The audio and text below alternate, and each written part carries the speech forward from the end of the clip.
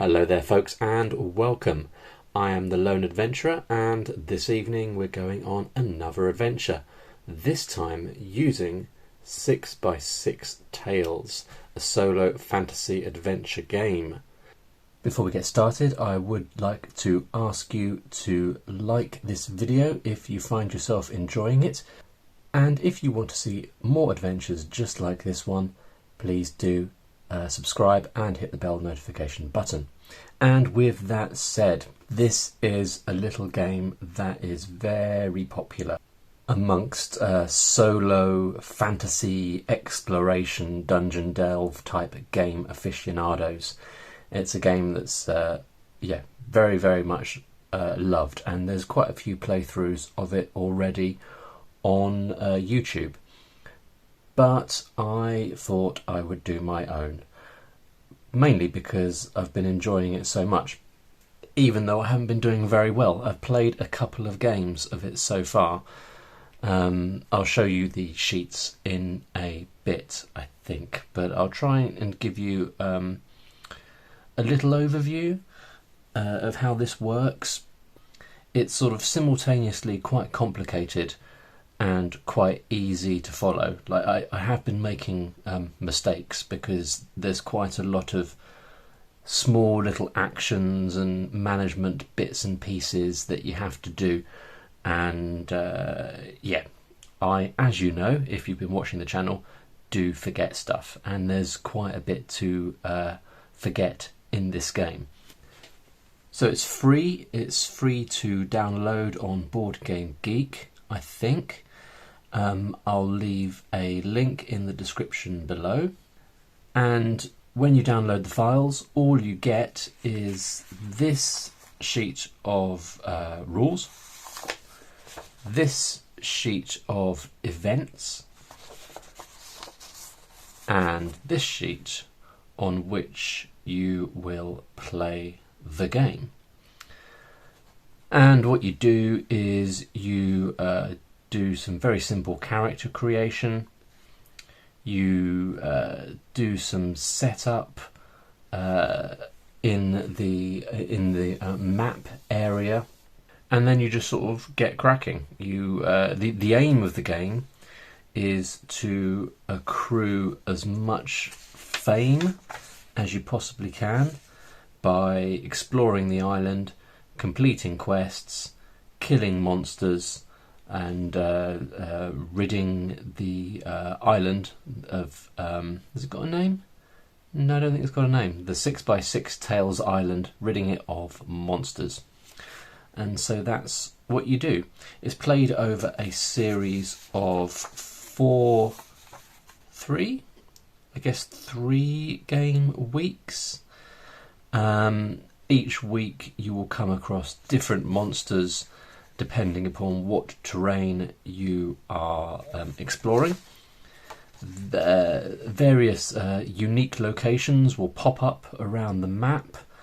There's different events that happen depending upon where you go and where you find yourself. And yeah, it's just a sort of a game of exploration and simple fighting using dice. What shall we do? Let's have a quick look at my previous adventures, which haven't gone brilliantly. And I've tried to bring the camera as close in as I possibly can, but I suspect I'll have to do a lot of zooming in on different bits and pieces. Hopefully get some of this information up on the screen as we're playing as well, so you can see what's going on. So in this adventure I had a dwarf called Clive, and we started off in our castle as per usual, and then we did some exploring up here. We didn't complete a single quest. We did kill a couple of creatures. We killed a pink slime and a goblin. I guess this third pink slime must have defeated me in the end, and I scored 0 fame.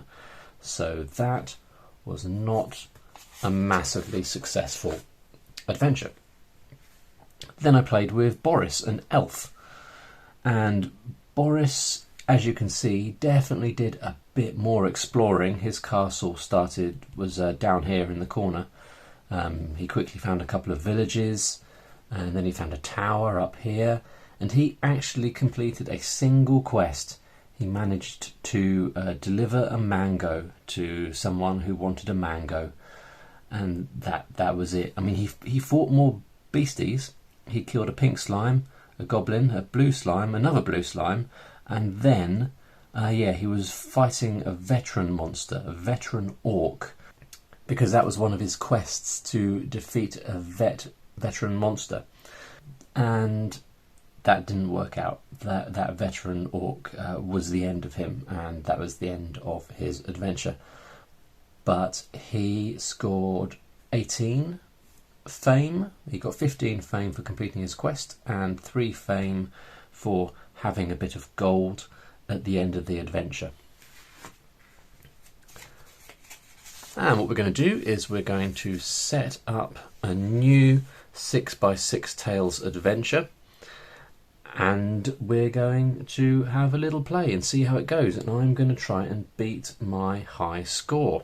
Let's get it set up. Right, so we need to decide whether we're going to play a dwarf, an elf, a human or a hobbit. Dwarfs get +1 damage, elves get +1 attack, humans gain 2 gold at the start, and hobbits get a nice pie which they can eat. But I'm not going to be a hobbit. I'm going to be a human because I haven't done a human yet. So that's what I'm going to do. What's the human's name going to be? This is going to be Rodney. Rodney's a human. Humans get extra gold, so rather than starting with 1 gold, Rodney's going to start with 3 gold. Right, with the hero set up, we next need to prepare a map. We need to roll a random square on which to place our starting castle. And the way we do that is we roll 2 dice. First dice represents the column, and the second dice represents the row. So that's blue for column and red for row. So we're in column 3 and row 5. So we're going to be starting down here at the bottom. We're going to draw ourselves a little castle. And you can't be too ambitious with your art because it is so very, very small. So our castle is at a crossroads, which means we can obviously go in any direction we want when we start playing. But this is the location of event number 1. So we write E01, E01 at the bottom. And with that done, we need to write down our first quest. So the first quest, each quest has a giver, the person who gives the quest, a location, the place you need to go to complete the quest, and some notes. Now this one, I see, you write the name. So the queue giver, the quest giver for the first quest is just you. So we give ourselves a quest, and the aim of this quest is to complete the map. So if at any we manage to complete the map, which I haven't managed to do so far, we will look at event 2 to see what happens in that case. With that done, we are free to explore our castle. So I will pop the castle information up in the corner of the screen, because if I show you the piece of paper, I mean, it's just way too tiny to be able to see what's going on. So in the castle, you may take any number of activities. You can gain +1 health. I don't need to, I haven't lost any health. You can get rid of poison. I don't have poison. I can get a new quest, and I'll be doing that. And I can buy and sell scrolls. Well, I haven't got any money. Well, I have got money, haven't I? I've got 3 gold. Do I want to buy a scroll?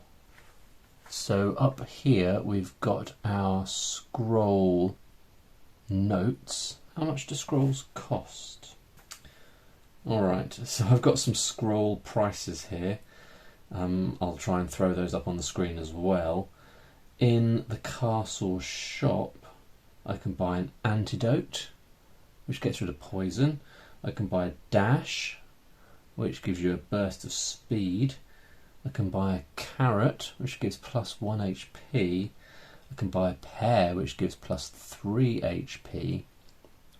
Ooh, that is tempting. I think I'm going to just use all my money straight away, go down to 0, and buy myself a nice pear scroll. I think that could be handy. With that done, I'm now free to get a new quest. So I'm going to look at event 14. So we'll switch out the castle event for event 14. So as you can see, we get a queue giver, a quest giver, and that is this location where we are at right now, which is 3-5. That's the location of the individual who's giving us the quest. Then we get a quest location, and that is where we need to go to in order to resolve the quest. So let's find out where we're going to go. 6-4. Right, so it's over here. This is the square where we need to go to. And we need to find out what type of quest we are being given. So we're going to roll 1d6. 6. And that quest is bring 2 scrolls. Oh no. Well, maybe I should have bought 2 cheap scrolls, 2 carrots. I might even backpedal the purchasing of the pear and see if I can buy 3 carrot scrolls instead. Let me think about that. But what we got is bring 2 scrolls.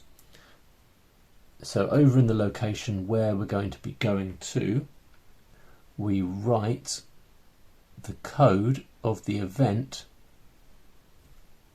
that will tell you what happens when we successfully bring those scrolls. So if we get the scrolls over there at some point during the game, we will look at event 22 to see what happens. So the location is E22, and the notes, we're just going to write the name of the quest, which is bring 2 scrolls. So with that done, we are ready to make a start in the game proper. We're going to start our first day. Week 1, day 1. There's no day event. Eventually we'll have events specific to those days, but not today. And where are we going to go? Am I going to keep the scroll? I think I am, just because, you know, that's what happened. So I think I might head down this way in the opposite direction to the quest and see if I can sort of clear out this area of the island. I didn't really think about doing it in this logical way when I played before, but if I'm going to stand any chance of completely exploring the island, I'm going to have to be methodical about it. So I think I'll head down here. Now, prior to heading into that square, if I had some gold, which I don't, I could level up, but I've spent all my gold on a carrot, a pear scroll, maybe foolishly, but that was my decision and I'm sticking by it. So if I'm not levelling up and there's no day event, then the next thing you do is move. And I'm going to move down here. We need to find out what kind of landscape we've got in this new square. So we're going to roll 2 dice. The first dice, which will be the blue one, will signify the type of road that we find in this square, and the second dice will tell us what type of landscape, or if we find a village. A 6 gives you a village, everything else gives you a particular type of landscape. Right, so 4 gives us this T-junction here. And 5 gives us swamp. So we've found ourselves in a swamp.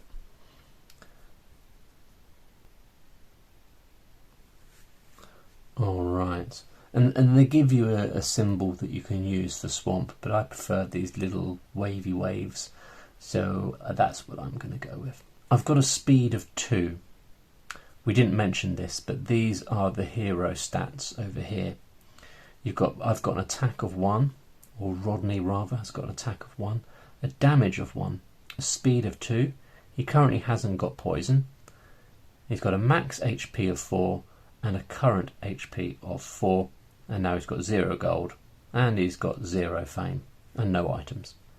So I could stop here and see if anything happens in this location, or I could carry on, and I think I should probably carry on. So let's go into this next square, see what we find there.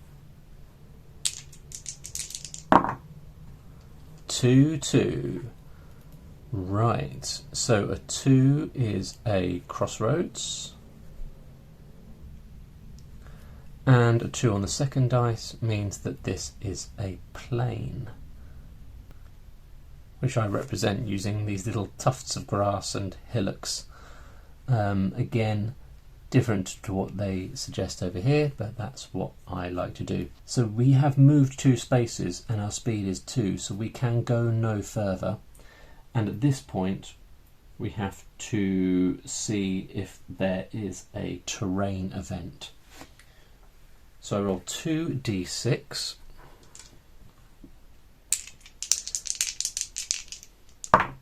Seven.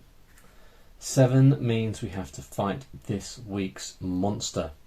Alright, so bringing up the monster data section, you can see that in week 1, if you're in a plane, you fight a pink slime. I've just remembered I should have written my end square here. We've got this area here, which allows us to keep notes when we are fighting monsters. So I'm just going to pop in pink slime. In the notes, I tend to write the monster's stats. Now, unfortunately, ambush means that I don't get to do a short break in which you can do various advantageous things, and the monster can't lose any HP in the first round of the fight. So in the first round of the fight, I'm really just rolling to ensure that the monster doesn't hit me. But we'll talk about fights right now. First thing you do is a short break if you want to. We can't. And then you engage the monster. You roll 2d6 and add on your attack. My attack is 1. Then, if the resultant number is greater than or equal to the pink slime's attack, then we win and we do damage to the pink slime. If the number we roll, if our total number is less than the pink slime's attack, then the pink slime wins and we take the damage. So that's what we're going to do now. What have we got there? Well, that's a pretty solid first roll, isn't it? 6, 7, 8, 9, 10, 11, definitely higher than 8. Unfortunately, because the pink slime ambushed me, it means that I don't do any damage. So we're going to have to go into a second round of combat. So again, we could take a short break. In a short break, we can do one of a number of things. We could try to escape. We could use an item. Or we could use a scroll. But we're not going to do any of those things. We're just going to attack again. Ooh, that's less good. That is less good. 5 plus 1 is 6, which is less than the attack of the pink slime, which means my HP is going to go down to 3. Irritating. So we now need to attack again. I could run away, but I don't feel like running away. There we go. 8 plus 1 is 9, which means I just about defeat the pink slime because the pink slime only has 1 hit point. Okay, when you defeat a monster in week 1, you gain 1 gold. So we'll just add that on there to our gold tally. And the monster is defeated and the terrain event is done. So there's no square event, that's these E numbers. In this square where I'm at, there's nothing else to be done, which means that we've reached the end of our first turn. And we're going to move into week 1, day 2. I think I'm going to crack on and go over into this square here. There's no day event. Tomorrow there's a day event, but today there's no day event. I don't need to do a poison check. I'm not going to level up, so we're just going straight into the moving. So let's see what's in this new square. 5, 4. So we've got a straight road. And 4 is forest. Right, now I could stay here and see what happens in the forest, and that is tempting. I might do that. The thing is, if I go back the way I've come, then I'm going to end up doing another event in the same location, which is fine, but I'm not a fan of pink slimes, and I might find one again. But of course, if I stay here, then the furthest I'm going to be able to get in the next round is, the next day, is going to be this location here. So if I stay here, it is going to slow me down.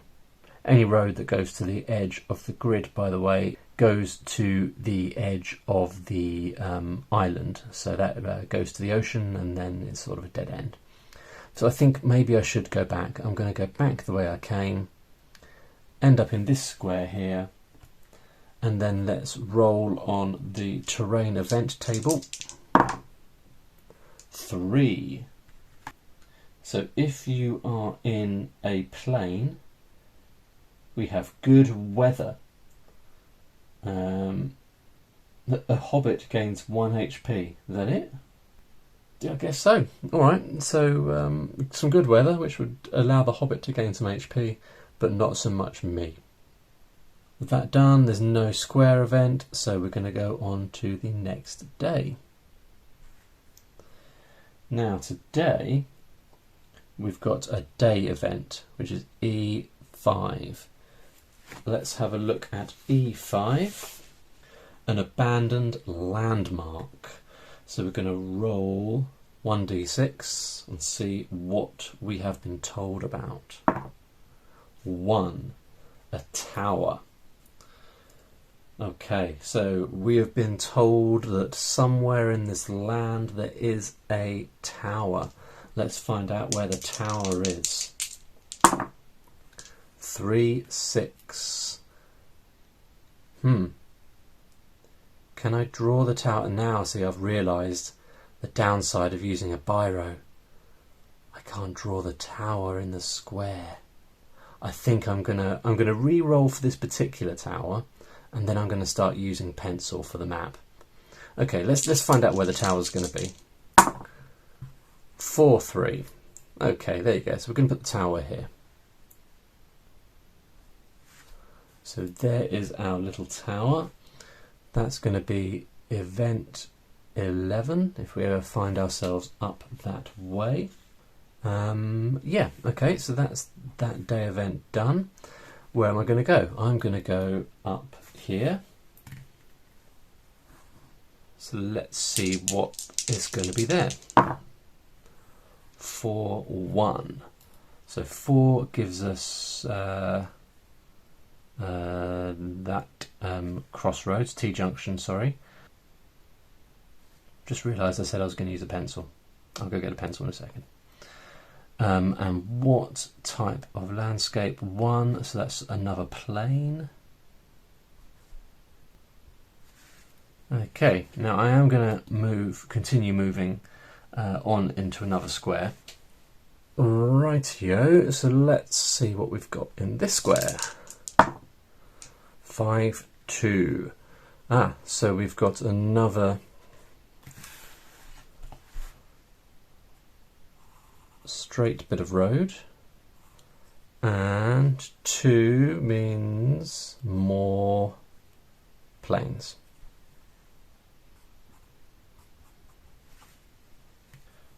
Let's see what terrain event is going to happen here, because I can't move any further because I've moved 2 squares and my max speed is 2. 10. Nothing of interest. Alright, so this corner of the map so far has proven less than riveting. But never mind, let's go on into day 4. No day event. Don't need to do a poison check. Not going to be levelling up because I still am remarkably poor. I guess we're just going to move. Nowhere exciting, unfortunately, because well, I'll tell you what, I'm going to move through this square and into... I haven't been writing down my finishing square.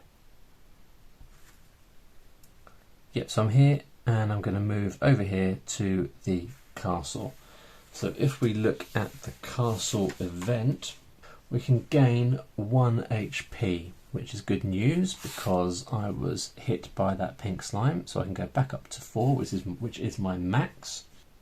I cannot take a new quest because I have an active quest from this square. Am I going to sell my scroll?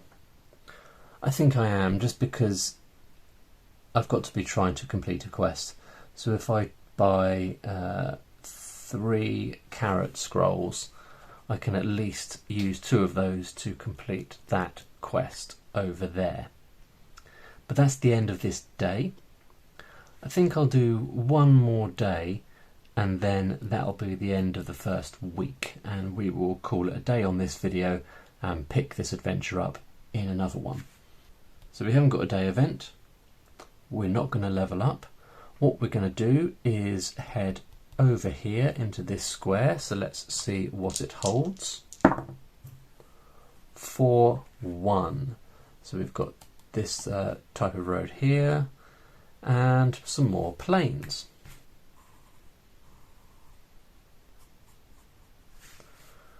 Right, let's see if a terrain event happens here. 7. Fight this week's monster. And that's going to be another pink slime. Just realised I could totally move on into another square.